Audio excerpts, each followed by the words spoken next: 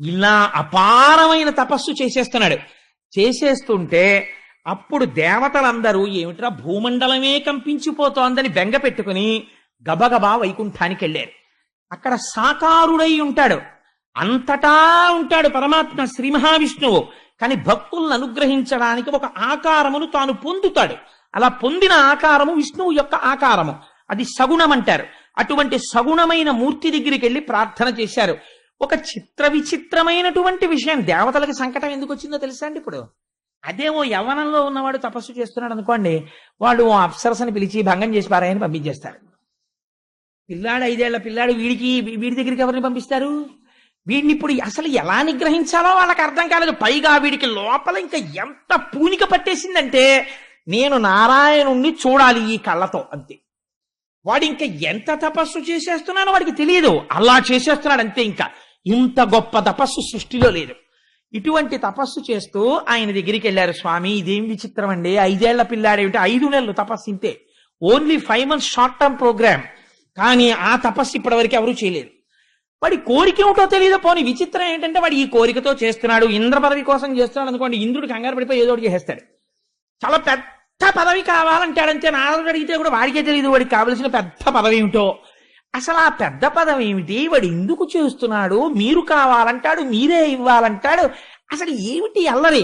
స్వామి మీరు బయలుదేరి ఒక్కసారి వెళ్ళండి స్వామి, ఏమనుకోవద్దు, ఇలా ఇలా అయిపోతోంది భూమండలం అంతాను అన్నారు. అంటే ఆయన అన్నాడు ఒక నవ్వు నవ్వి, ఎవడు రానా గురించి ఏడ్చి ఇలా తప్పించినవాడు వాణ్ణి చూడ్డానికి పొంగిపోతూ పెడుతున్నానన్నాడు అని. లక్ష్మీ సహితుడై గరుడ వాహనారూఢుడై ధ్రువుడు తపస్సు చేస్తున్నటువంటి మండలానికి వచ్చాడు. వచ్చి ఒక్కసారి ఆ భూమండలం మీద నిలబడి సాక్షాత్కరించాడు. సాక్షాత్కరించేటప్పటికి పిల్లవాడండి, చిన్నవాడు, ఆయనకి ఏం తెలుసు ధ్రువుడికి. కళ్ళు విప్పి చూశాడు. ఓహ్, ఎదురుగుండా తేజోవిరాజితమైనటువంటి మూర్తి దర్శనమిచ్చాడు. ఎవ్వరికీ దర్శనమివ్వని స్వామి, మాంసనేత్రములకు గోచరము కాని స్వామి ఈ నేత్రములకు ధ్రువుడికి దర్శనమిచ్చాడు. ఇస్తే విచిత్రం ఏంటంటే వీడికి నారాయణ అని పిలవడం కానీ ఆ తర్వాత స్తోత్రం చేయడం కానీ రాదు. ఎందుకంటే వాడు ఏమైనా చదువుకుంటే కదా, వాడికి గురుముఖత విద్య లేదు, వాడు పురాణం చదవలేదు, వాడు ఉపనిషత్తు చదవలేదు, వాడి కోరిక ఏమిటో వాడికి తెలియదు, వాడు వచ్చి తపస్సు చేశాడు. ఇప్పుడు స్వామి వచ్చిన తరువాత కనీసం స్వామి మీ అంతటి మహాపురుషులు వచ్చి దర్శనమిచ్చారు అని ఏదో అనాలి కదా, ఒక స్వాగత వాక్యం. వీడు నేను కోరుకున్న స్వామి కనపడ్డారని జుర్రేస్తున్నాడు కళ్ళతోటి. అంతే, ఆపాదమస్తక నారదుడు ఎలా చెప్పాడో అలాగే ఉన్నాడు. కాదు దానికి 1,000,000 రెట్లున్నాడు. నోటితో చెప్పడం కుదరదనమాట అని జుర్రుకుని ఆనందంలో తాగేస్తూ ఇలా పైనుంచి కిందకి, కింద నుంచి పైకి, పైనుంచి కిందకి చూస్తూ అలాగే కూర్చుని ఉండిపోయాడు. ఉండిపోతే స్వామి చరిత్రలో లేని సంఘటన చూసి, వీడు ఇలాగే కూర్చుంటాడు, వీడికి కనీసం స్తోత్రం చెయ్యడం నేనే నేర్పుదాం, లేకపోతే రేపు పొద్దున్న దర్శనమిస్తే వాడో పద్యం కూడా చెప్పలేదంటారు. అందుకని నేనే నేర్పుదాం వీడికి సమస్త వేదములు ఉపనిషత్తులు సమస్త జ్ఞానము భాషించుగాక అని 4 అడుగులు ఆయన మంజీరములు మోగుతుండగా, ఆయన చేతి కంకణములు ధ్వని చేస్తుండగా, ఆభరణములు పట్టుకుని 4 అడుగులు ముందుకొస్తే ఆయనతో పాటు గరుత్మంతుడు నడుస్తుంటే లక్ష్మీ సహితుడై నడిచి వచ్చి తన ఎడమ చేతిలో ఉన్నటువంటి శంఖము సమస్త వేద ఉపనిషత్తు జ్ఞాన సారాంశము, ఆ శంఖమును తీసి ధ్రువుడి యొక్క శిరస్సు మీద ఉంచాడు తన చేత్తో. ఎటువంటి భాగ్యాన్ని పొందాడండి నిజంగా. అటువంటి భాగ్యం, అందుకే ద్వాదశి నాడు దగ్ధం అయిపోతుంది రాని అజ్ఞానం. అది వింటే చాలు, ఎన్ని కోట్ల జన్మల తర్వాత వింటున్నావో ఇదన్నారు. ఆ శంఖం తలకి తగిలిందంతే పొంగిపోయి స్తోత్రం మొదలెట్టేశాడు. స్వామి నువ్వెవరవో నాకు తెలుసు, ఈ సమస్త బ్రహ్మాండములు సృష్టి యందు లేవు, ఇవన్నీ మాయ, కేవలము త్రిగుణాత్మకంగా ఏర్పడ్డాయి.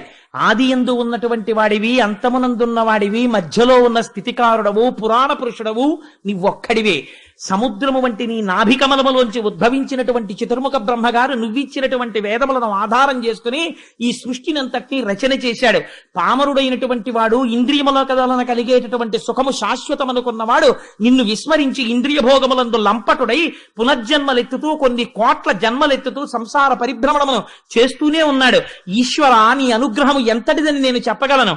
కేవలము నిన్ను చూడాలని ఆర్తి చేత ఏమీ చేత కానటువంటి నేను నీ నామమును ఉచ్చరిస్తూ ఇక్కడ కూర్చుండిపోయినంత మాత్రం చేత దయాళువు నాకు దర్శనమిచ్చావు స్వామి, నువ్వు కనపడ్డావు కాబట్టి నేను ఒకటి అడుగుతున్నాను, జన్మ జన్మాంతరములకు నాకు కావలసినది ఏమిటో తెలుసా అని ఆయన అంటాడు. హరిభజనీయ మార్గనీయతాత్మకుడై భవదీయమూర్తిపై వరదిన భక్తియుక్తులకు వారల సంగతి కలుగచేయు సత్పురుష సుసంగతిన్ వ్యసన దుర్భవ సాగరమప్రయత్తతన్ సరస భవత్ కథామృత రసంబునమత్తుడనై తరించదన్. స్వామి, సర్వకాలములయందు నీ కథలే తలుచుకుంటూ నిన్నే చూస్తూ నీ గురించే మాట్లాడుతూ ఎప్పుడు వెళ్ళి పలకరించినా ఆ మాటలు మళ్ళీ ఈశ్వరుడిలోకి వెళ్ళిపోయి ఎప్పుడు భగవత్ కథలు చెప్పుకుంటూ మనస్సు పొంగిపోతూ ఎప్పుడు ఈశ్వరుడు గురించే తలుచుకుంటూ ఒక్కడు కూర్చున్నా సరే ఏదో తలుచుకుని వాళ్ళో వాడే సంతోషపడిపోయి అటు ఊగిపోయి ఇటు ఊగిపోయి వెరినవ్వు నవ్వేసుకుంటుంటే ఏమిటండి ఆయన అలాగా వెర్రేళ్ళగా అలా ఊగిపోతుంటాడు అంటుంటే లోపల ఈశ్వరుణ్ణి తలుచుకోవడం వల్ల కలిగినటువంటి ఆనందం లోపల పట్టక నిండిపోయినటువంటి నీటితో కూడినటువంటి బిందె ఇంకా నీటిని పట్టలేక అంచులవించి కారిపోయినట్టు లోపల భగవంతుని యొక్క గుణములను స్మరించడము చేత కలిగినటువంటి ఆనందము లోన పట్టక కర్మేంద్రియ సంఘాతమైనటువంటి శరీరము అటు ఇటు కదిలిపోతూ ఆనందపడిపోయేటటువంటి మహాపురుషులైనటువంటి భక్తులతోటి నాకు సాంగత్యమి. వారితో కలిసి ఉండడం చేత ఆ మాటలు విని విని విని నా మనస్సు కూడా నీ యొక్క పాదార విందముల యందు శాశ్వత స్థానమును పొందుతుంది. స్వామి, నాకు కావలసినది ఏమిటో తెలుసా? నిరతము తావకీన భజనీయ పదాబ్జ సుగంధ లబ్ధి ఎవ్వరి మది నొందగా కలుగు వారలు తత్ప్రియ మర్చదేహమున్నరయ తదీయ దార తనయాది సుహృద్గృహ బంధు వర్గమున్మరతురు విశ్వతోముఖ రమాహృదయేశ ముకుంద మాధవ. ఎన్ని మాటలు వచ్చేసాయో చూడండి. ఆ శంఖం తగలగానే ఆయన అంటున్నాడు, సంసారములో లేరా అంటే సంసారములో ఉంటారు, సంసారం వదిలేశారా అంటే వదిలేసినట్టు కనపడదు. సంసారములో ఉంటారు, భార్య గుర్తుండదు, పిల్లలు గుర్తుండరు, ఎప్పుడు మనస్సంతా దేని మీద రమిస్తుంటుంది? ఈశ్వరుడి మీద రమిస్తుంటుంది. అలా ఎప్పుడు రమించిపోతూ ఆఖరికి దేహం పడిపోతున్నప్పుడు కూడా ఈ శరీరం పడిపోతోందనేటటువంటి మృత్యుభయాన్ని పొందకుండా ఆఖరి శ్వాసలో కూడా నిన్నే తలుచుకుంటూ పొంగిపోయే లక్షణం ఉన్నటువంటి మహాభాగవతులు నిన్నే పొందుతున్నారు స్వామి, నీలో ఐక్యమైపోతున్నారు. అటువంటి వారితోటి నాకు సాంగత్యం ఇప్పించు తండ్రి అని అడిగాడు. అడిగితే స్వామి చూసన్నారు, ఊరే నువ్వు చాలా గొప్ప స్తోత్రం చేశావురా, మహావైరాగ్యం ఉన్న వాళ్ళు ఇటువంటి స్తోత్రం చేయరు. నీ స్తోత్రం నన్ను చాలా ఆనందపరిచింది, కానీ నీకేం కావాలి అని నేను అడగాలి. ఇప్పుడు అడిగితే నువ్వేం చెయ్యాలి? అయ్యా స్వామి, నాకు ఇది కావాలండి అని అడగాలి. దీన్ని స్వామి దర్శనం ఇవ్వడం, భక్తుడు వరం అడగడం, స్వామి వరాన్ని ఇవ్వడం అంటారు. నీకు నారదుడు చెప్పాడు కదా, నేను ఏదైనా ఇవ్వగలను అని మీ అమ్మ చెప్పింది కదా, అందుకే కదా నువ్వు తపస్సు చేశావు. నువ్వు బయలుదేరేటప్పుడు ఏమని బయలుదేరావు? నాకు పెద్ద పదవి కావాలని బయలుదేరావు. నీకు పెద్ద పదవి అంటే నీకు ఏమిటి చెప్పాలో నీకు చేత కాదు, కానీ ఇది నువ్వు పెద్ద పదవి అన్నది ఏమిటో నాకు ఒక్కడికే తెలుసు, కానీ అది ఎవరికి ఇవ్వరు ఆ పదవి. కానీ ఊరే ఇంత చిన్నవాడివా పదవి ఏమిటో తెలియకుండా ఇంత తపస్సు చేసేసావు, అందుకే నీకు ఇచ్చేస్తున్నాను ఆ పదవి. ఏమిటో తెలుసా ఆ పదవి? ధర్మము, అగ్ని, కశ్యపుడు, సప్తర్షులు, కాలము, నక్షత్ర మండలము, ఋతువులు, సూర్యచంద్రాది గ్రహములు, ఈ బ్రహ్మాండములు ఏది కదలకపోతే దాన్ని ఆధారంగా చేసుకుని రంగులు రాట్నం తిరిగినట్టు తిరుగుతాయో అటువంటి ధ్రువమండలం కింద నిన్ను మార్చేస్తున్నాను. నువ్వు ధ్రువమండలమై వినువీధిన వెలుగుతుంటే నిన్ను ఆధారం చేసుకుని సమస్త జ్యోతిశ్చక్రము తిరుగుతుంటుంది. అటువంటి పదవిని నీకు అనుగ్రహిస్తున్నానన్నాడు. అంటే అసలు ధ్రువుడికి అలాంటి పదవి ఉంటుందని తెలియదు, పొంగిపోయాడు. ఇది స్వామి అనుగ్రహం అంటే. అందుకే శంకరాచార్యులు వారు అంటారు, ఈశ్వరుణ్ణి నువ్వు అడక్కు అంటారు. నీకేం వచ్చు అని అడుగుతావు? నువ్వు అడక్కు, నీకు నోటితో తెలియదు. స్వామి నువ్వు రక్షించు అను. ఆయనకి తెలిసి నీకేమిచ్చి కాపాడుకోవాలో ఆయన ఇస్తాడు. ఏమండి, ఆయన ఎంతో మంది ఎన్నో అడిగారు, ఇలా అడిగిన వాళ్ళు ఉన్నారా అని. నీకు అంత పదవి ఇచ్చానురా, కానీ ఇప్పుడే కాదు, నువ్వు ఇంటికెళ్ళు. నీకు భవిష్యత్తు కూడా చెప్పేస్తున్నాను. నీ తమ్ముడు మరణిస్తాడు, నీ పిన్ని మరణిస్తుంది, నీకు రాజ్యాభిషేకం జరుగుతుంది. జరిగిన తరువాత తదనంతర కాలమునందు నువ్వు వైరాగ్యం పూర్ణంగా సిద్ధించి తపస్సు చేస్తావు. అప్పుడు నిన్ను అటువంటి ధ్రువమండలానికి తీసుకెళ్ళి తర్వాత నాలో ఐక్యం చేసేసుకుంటాను. ఇదే నీకు చిట్ట చివరి జన్మ అని చెప్తే ధ్రువుడు అని చెప్పి స్వామి అంతర్ధానం అయిపోయాడు. అంతర్ధానం అయిపోతే ధ్రువుడు చాలా దిగులుగా ముఖం పెట్టి, అయ్యో ఇంత తపస్సు చేస్తే నాకు ఇదా ఫలితమని ఏడుపు మొహంతో బయలుదేరట. అది విచిత్రం. మీరు విచిత్రం చూసారా? ఆయనంత పదవిస్తే ఈ పిల్లాడికి ఏమిటో ఇంత తపస్సు చేస్తే శ్రీమన్నారాయణుడు కనపడితే పెద్ద పదవిస్తాడనుకుంటే ఇదా నాకు ఇచ్చింది అని ఏడుస్తూ వెడుతున్నట్టంటే చిన్న బుచ్చుకున్న మొహంతో.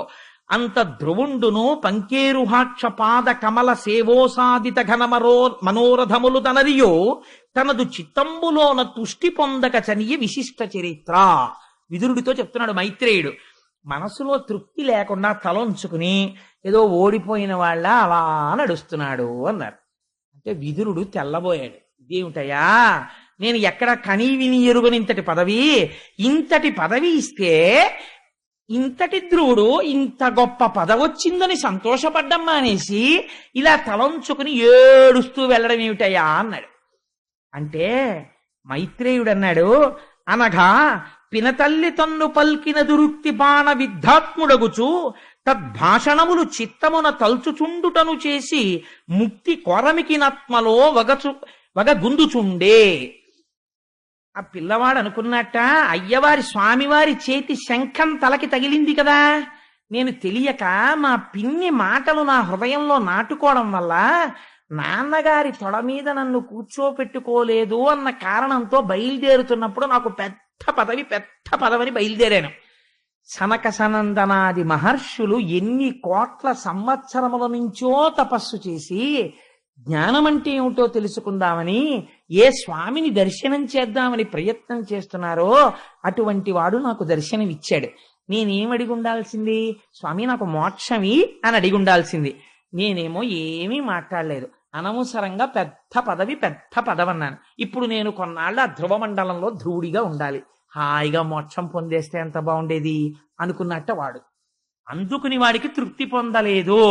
అంటే ఇప్పుడు మీకేమర్థం అవుతోంది? స్వామి శంఖం ఎవరికి తగిలిందో వాడు ముక్త పురుషుడు అవుతాడు. వాడికి ముక్తి ఎందే కోరిక ఉంటుంది. కానీ బయలుదేరినప్పుడు ఏ కోరిక కోడాడో అది అనుగ్రహించకుండా స్వామి ఉండరు.